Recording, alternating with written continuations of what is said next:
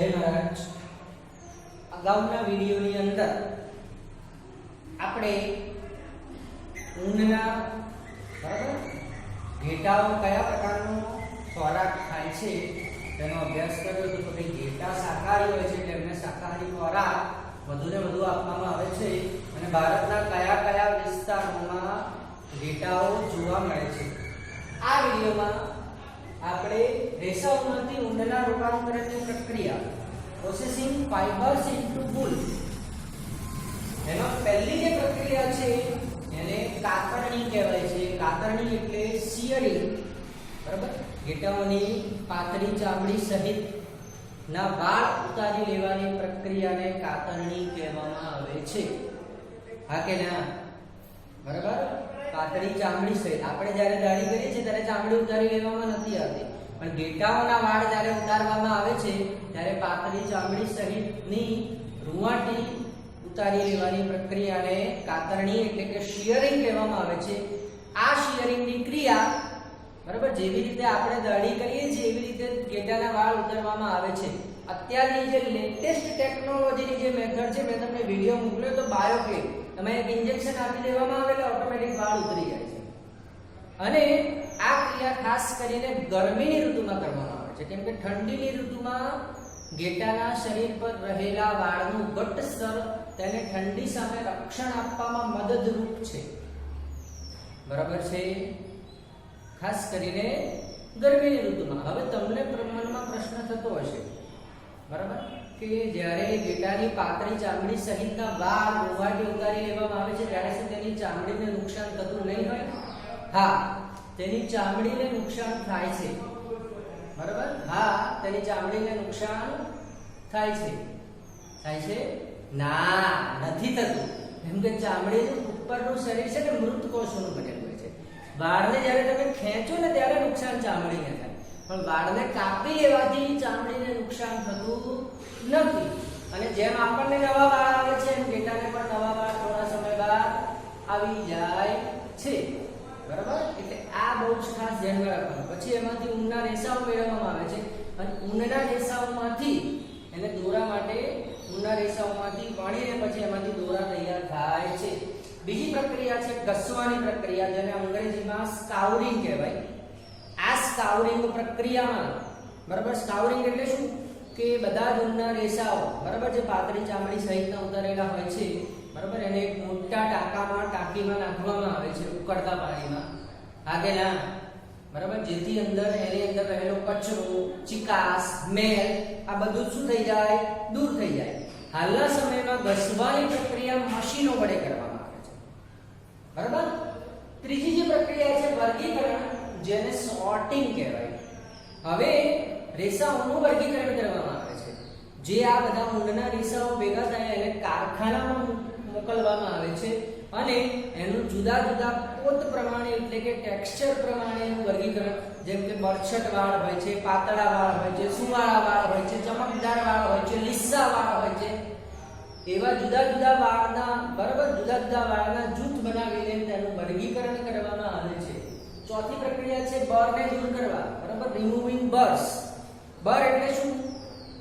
તમે સ્વેટર પહેર્યું હશે ને તો સ્વેટર તમે છે ને આમ હાથમાં તમે જોજો આખો દિવસ તમે જોશો તમારો ટાઈમ જતો રહેશે tick tick tick tick tick tick tick tick.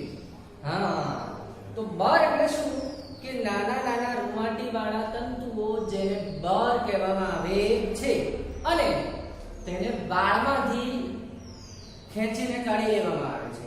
આ બર કેટલીક વાર તમને સ્વેટરમાં પણ જોવા મળે છે। હવે તમે પિંજણ વિશે શીખેલા, તો આ બર દૂર કરવા માટે એક પ્રોસેસ કરવામાં આવે છે, વચ્ચે એક પ્રોસેસ છે જે પુસ્તકમાં નથી આવેલી, જેને કાર્ડનિંગ પ્રોસેસ, પિંજણ ક્રિયા બરાબર। તો આ રેસાઓને કાર્ડનિંગ મશીન, અત્યારે તો મશીન વડે ક્રિયા કરવામાં આવે છે। એ મશીનની અંદર બરાબર, એ મશીનની અંદર રેસાઓને મૂકવામાં આવે છે જેથી કરીને એમાં રહેલા બર દૂર થઈ જાય, કેમ કે બર તમારા સ્વેટર પર વધારે હોય ને તમારું સ્વેટર જૂનું દેખાય બરાબર। હવે આ રેસાઓ પર ફરી ઘસવાની પ્રક્રિયા કરીને તેમને સુકવવામાં આવે છે અને આ ઊન દોરાઓ બનાવવા માટે તૈયાર હોય છે। હવે જે પ્રક્રિયા છે રંગવાની પ્રક્રિયા, ડાઇંગ।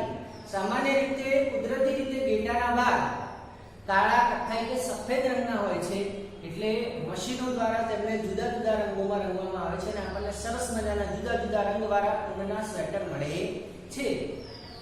પછી છેલ્લી ક્રિયા છે કાતવાની ક્રિયા. હવે ઊનના રેસાઓને સીધા કરવામાં આવે, તેને ઓળવામાં આવે અને દોરી સ્વરૂપે લપેટવામાં આવે છે. બરાબર? હવે એમાંથી લાંબા રેસાઓમાંથી સ્વેટર માટેનું ઊન તૈયાર થાય છે, જ્યારે ટૂંકા રેસાઓને કાતીને ઊનના કપડામાં વણી લેવામાં આવે છે. બરાબર? તો આ રીતે ઊનના રેસાઓમાંથી ઊન મેળવવામાં આવે છે અને પછી સરસ મજાના ઊનના સ્વેટર બરાબર આપણને બજારમાં પ્રાપ્ત થાય છે. 8મા ધોરણમાં આપણે કૃત્રિમ ઊન વિશે પણ શીખીશું, જેને એક્રેલિક કહેવામાં આવે છે. હા કે ના? બરાબર? હવે ઊનના ફેક્ટરીમાં કાર્ય કરતા કારીગરો જે હોય છે એને એક પ્રકારનું સંકટ ઊભું હોય છે, એને વ્યવસાયિક સંકટ કહેવામાં આવે છે કે ભાઈ ઊનનું જે વર્ગીકરણ વાળું કામ છે એ ખૂબ જ જોખમ ભરેલું છે અને ઊનની ફેક્ટરીમાં કાર્ય કરતા જે કારીગરો છે એનાથી એમને એન્થ્રેક્સ બેક્ટેરિયા, જેને બેસિલસ એન્થ્રેસિસ પણ કહેવામાં આવે છે, એનાથી એક રોગ થાય છે અને સોર્ટસ રોગ, જે લોહીના ઘાતક રોગનું કારણ બને છે. આ ઉપરાંત શ્વસન તંત્રને લગતી સમસ્યાઓ જેમ કે અસ્થમા, શ્વાસ લેવામાં તકલીફ પડવી, આંખમાં બળતરા થવી, હા કે ના? બરાબર? ફેફસામાં ઘણી બધી તકલીફો ઊભી થવી અને સ્વાસ્થ્યને લગતી ઘણી બધી સમસ્યાઓ ઊભી થાય છે. એટલે કારખાનામાં કામ કરતા કારીગરો માટે આ એક પ્રકારનું વ્યવસાયિક સંકટ છે. તો હવે પછી સૌથી મહત્વના રેસા, જેને કહેવામાં આવે છે સિલ્ક.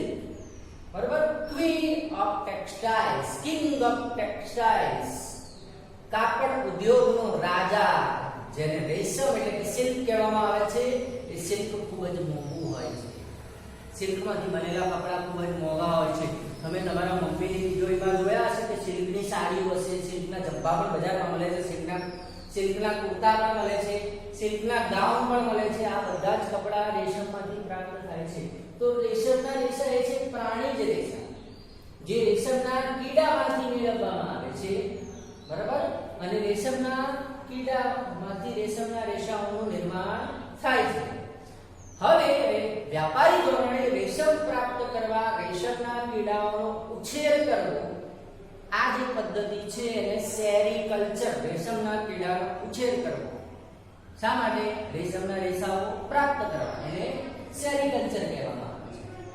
હવે રેશમનું જે કીડો છે, life history of silk moth, આપણે રેશમના કીડાની જીવન ગાથા કઈ રીતે, બરાબર? રેશમનું કીડું, બરાબર, જે પુખ્ત અવસ્થામાં આવે છે એટલે મોટું થઈ જાય છે. એમાં સૌથી પહેલી અવસ્થા છે ઈંડું.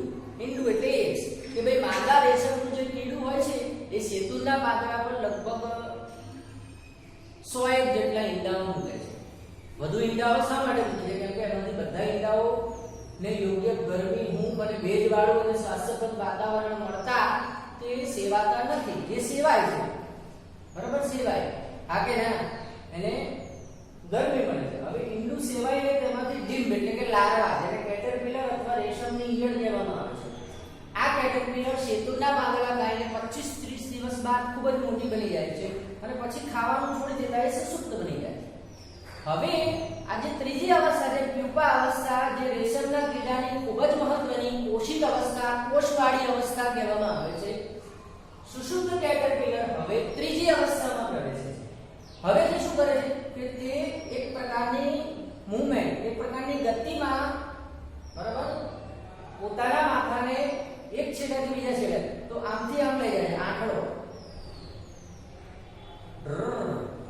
તે પોતાના માથાને અંગ્રેજી આ આકારમાં એક છેડાથી બીજા છેડા સુધી લઈ જાય. તે દરમિયાન કેટરપિલર એના મોઢા મધ્યની લાળ રસમાંથી પ્રોટીનના તાતણાઓનો સ્ત્રાવ કરે છે. આ પ્રોટીનના તાતણાઓ જે એમિનો એસિડ યુક્ત કાર્બનિક પદાર્થ, કુદરતી પદાર્થ છે અને એ તાતણાઓ હવાના સંપર્કમાં આવતા રેશમનો તાર સખત બની જાય છે. રેશમનો તાર એ સ્ટીલના વાયર કરતા પણ મજબૂત હોય છે.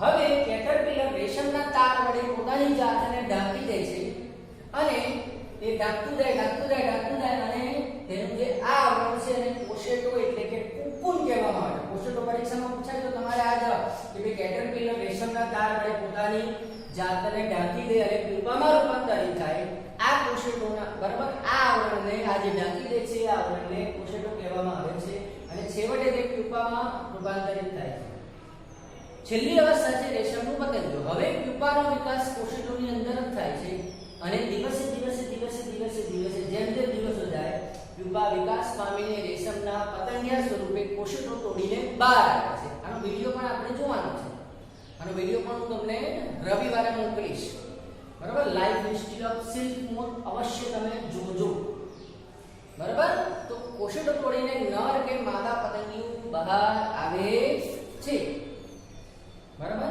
આ ઉપરાંત જો રેશમ વિશે વાત કરું તો ભારત રેશમના ઉત્પાદનમાં ખૂબ જ ટોચનું સ્થાન ધરાવે છે બરાબર રેશમના કીડાઓને પાળવા કોશેટોમાંથી રેશમને વળવું કાચા રેશમનું રેસાઓમાં રૂપાંતર આમાંથી જે પ્રાપ્ત થશે ને એ કાચું રેશમ પ્રાપ્ત થશે બરાબર હા કે ના એવા વ્યવસાય સાથે આમ ભારતની સ્ત્રીઓ દેશની આર્થિક વ્યવસ્થામાં પણ પોતાનું યોગદાન આપે છે ચીન બરાબર ચીન રેશમના ઉત્પાદનમાં પ્રથમ સ્થાને છે અને ભારત પણ રેશમ ઉત્પાદન કરતા દેશના બરાબર ઉત્પાદન કરતા દેશોમાં ટોચનું સ્થાન ધરાવે છે હવે રેશમના કીડાના કોશેટોમાંથી રેશમ મેળવવામાં આવે છે રેશમના કીડાઓના ઘણા પ્રકાર છે જેઓ એકબીજા કરતા જુદા તરી આવે છે હા કે ના તેમના વડે મળતા રેશમના જે પોત હોય છે બરછટ હોય છે લીસા હોય છે ચમકદાર હોય છે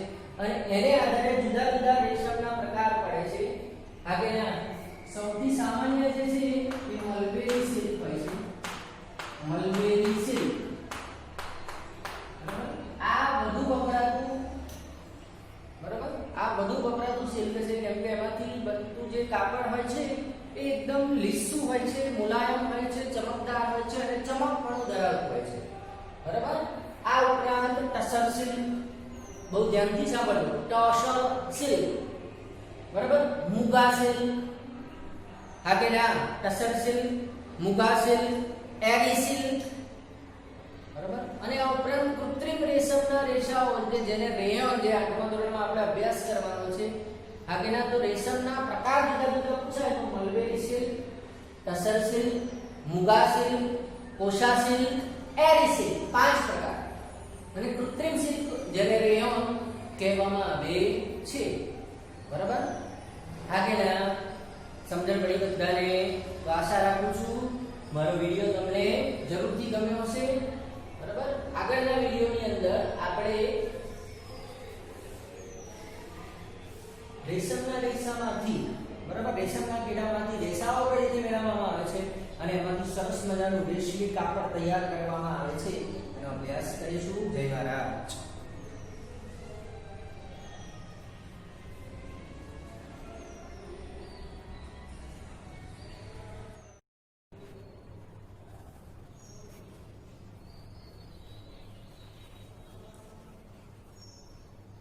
જય મહારાજ અગાઉના વિડીયોમાં આપણે રેશમના કીડાની જીવન ગાથા વિશે શીખેલા બરાબર હવે બજારમાં તમને પ્રવૃત્તિ 3.5 એક આપેલી છે કે બજારમાંથી જુદા જુદા પ્રકારના રેશમના કપડામાંથી તેના નાના નાના ટુકડા નમૂના માટે ભેગા કરો કોઈ રેશમ સખત હોય છે આ કે ના અને કોઈ રેશમ એકદમ સુવાળું હોય છે બરાબર તો એની પાછળનું કારણ આપણે અગાઉ જોયું હતું કે ભાઈ રેશમના અલગ અલગ પ્રકારો છે કયા હોય છે mulberry silk tussar silk muga silk kosa silk eri silk અને કૃત્રિમ સિલ્ક બરાબર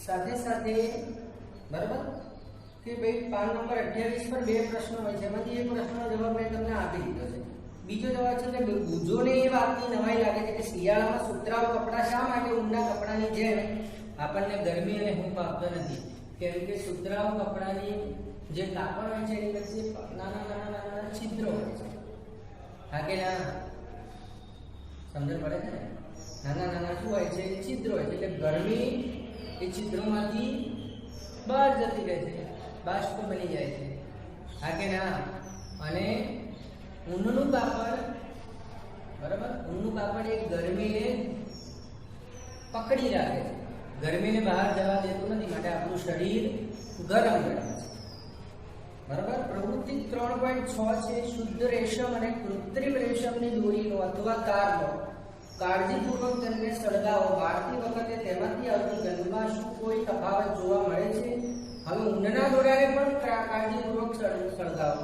શું તેની ગંધ શુદ્ધ રેશમ જેવી છે અથવા કૃત્રિમ રેશમ જેવી છે? તમે આમ શા માટે થાય તે સમજાવી શકશો? હા, બરાબર.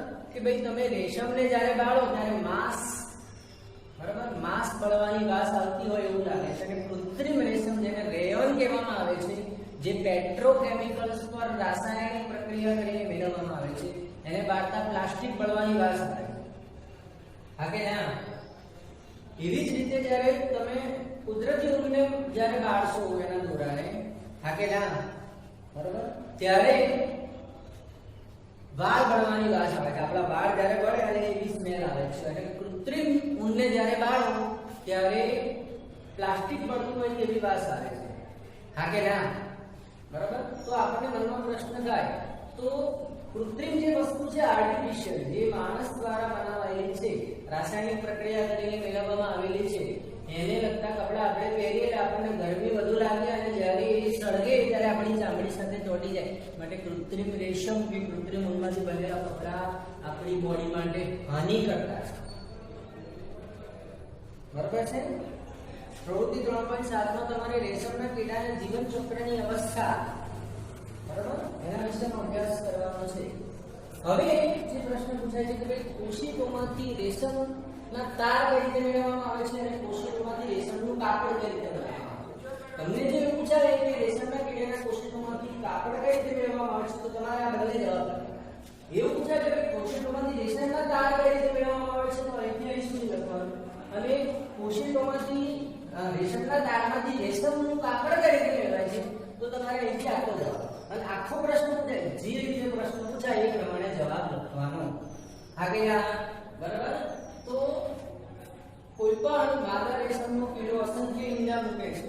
આ ગયા, અને આ ઈંડાઓને સાવધાનીથી કપડાની પટ્ટીઓ અથવા તો કાગળ પર સંગ્રહ કરીને રેશમના કીડા પાળનારને વેચવામાં આવે છે. બીજું, રેશમના કીડા પાળનાર તેમને અનુકૂળ ભેજવાળા, હૂંફાળા અને સ્વાસ્થ્યપ્રદ વાતાવરણમાં રાખે છે. આ ભેજવાળા અને હૂંફાળા વાતાવરણમાં રાખવાનું કારણ શું?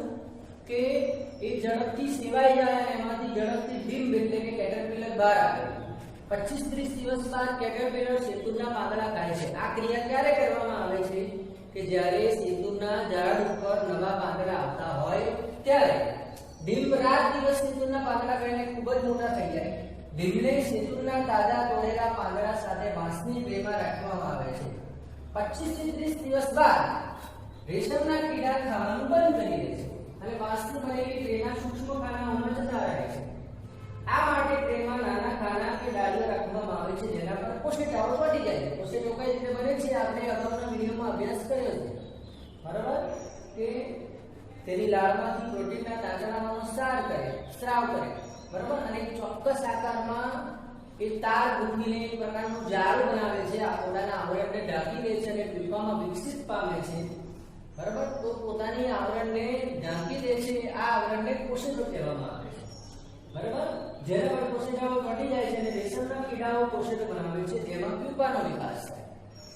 હવે રેશમ બનાવવાની પ્રક્રિયા, રેશમને દોરા સ્વરૂપે મેળવવાની પ્રક્રિયા અથવા રેશમનું કાપડ બનાવવાની પ્રક્રિયા. હવે જે કોશેટો હોય છે એની અંદર પ્યુપાનો વિકાસ, જો એ પ્યુપા પુખ્ત બની જાય તો એ કોશેટો તોડીને બહાર આવી જાય, રેશમના તાર છૂટા પડી જાય. પણ પ્યુપા પુખ્ત બને તે પહેલા રેશમના કોશેટાઓને હાથ જોડે અડકવાનું નહીં, કેમ કે ગુસ્સે થઈ જાય, એનાથી ચામડીની એલર્જી થાય અને રોગોનું સ્થળાંતર પણ થાય છે. એ ખરું, બરાબર. જો એમાં રોગ હોય તો આપણી બોડી પર પણ રોગ આવી શકે છે. વાયરસ, અત્યારે તમે જાણો છો કે વાયરસની મહામારી ફેલાઈ રહી છે, એની પાછળનું કારણ આ છે. એટલે એને કોઈ સાધન વડે પકડવા. પછી આ ઢગલાબંધ કોશેટાઓને તડકામાં સૂકવવામાં આવે અથવા તો ગરમ પાણીમાં ઉકાળવામાં આવે છે, એટલે અંદરનું જે પ્યુપા છે એ મળી જાય, બરાબર. અને રેશમના તાર શું પડી જાય? અલગ પડી જાય. પછી તેને રેશમના સ્વરૂપમાં ઉપયોગ કરવા માટે કોશેટોમાંથી જે તાર મળે એને, બરાબર, આગે ના તેમાંથી દોરો કે પાટો બનેલો તાર બનાવવાની પ્રક્રિયા એને રીલિંગ પ્રક્રિયા ખાલી જગ્યામાં અથવા તો એક માર્ક્સમાં પૂછાય ભાઈ કોષણમાંથી રેશમના તાર કાઢ્યા બાદ તેને દોરા સ્વરૂપે અથવા તો પાતળા બનેલા તાર બનાવવાની પ્રક્રિયા અને રીલિંગ પ્રક્રિયા જે ખાસ પ્રકારના મશીનો વડે કરવામાં આવે છે. ત્યારબાદ રેશમના તારને કાપવામાં આવે છે જેના વડે રેશમના દોરા પ્રાપ્ત થાય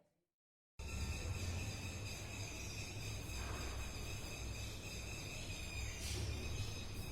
વણકરો આ રેશમના દોરા વડે રેશમના કપડા વણે છે અને એનાથી આપણને સરસ મજાનું રેશમનું કાપડ પ્રાપ્ત થાય છે. બીજો એક પ્રશ્ન આ પ્રકરણમાંથી પૂછાય કે ભાઈ રેશમની શોધ ક્યારે થઈ હતી? તો એને ચોક્કસ સમય નક્કી નથી, પરંતુ એક ચીની દંતકથા મુજબ સમ્રાટ હતો હુઆન તી અને એની રાણીનું નામ હતું શી લુંગચીન. એમણે પોતાના બગીચામાં શેતુરનું ઝાડ હતું.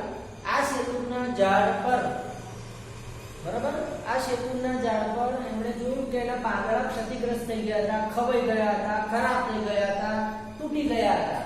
તો એમણે એની પાછળનું કારણ જાણવાનો પ્રયાસ કર્યો.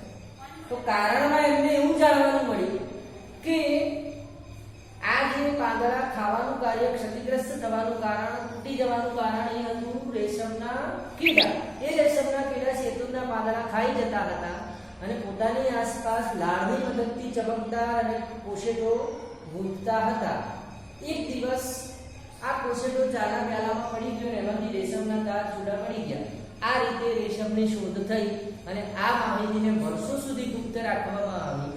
પરંતુ થોડા સમય બાદ વિવિધ યાત્રાળુઓ, પ્રવાસીઓ અને વ્યાપારીઓએ રેશમના સમગ્ર વિશ્વમાં પ્રચાર અને પ્રસાર કર્યો અને જે માર્ગે તેમણે રેશમનો પ્રચાર અને પ્રસાર કર્યો એ માર્ગને સિલ્ક રૂટ કહેવામાં આવે છે. બરાબર. તો અહીંયા આપણું પ્રકરણ 3 પૂર્ણ થાય છે. પ્રકરણ 3 ના સ્વાધ્યાયના પ્રશ્નોના જવાબ તમારે જાતે નોટબુકમાં લખવાના છે. પછી પ્રકરણ 5 પૂર્ણ થશે એટલે પ્રકરણ 3 અને પ્રકરણ 5 બંનેનો 30 ગુણનો વિડિયો લેવામાં આવશે. ટેસ્ટ લેવામાં આવશે. માફ કરજો, ટેસ્ટ લેવામાં આવશે. જય મહારાજ.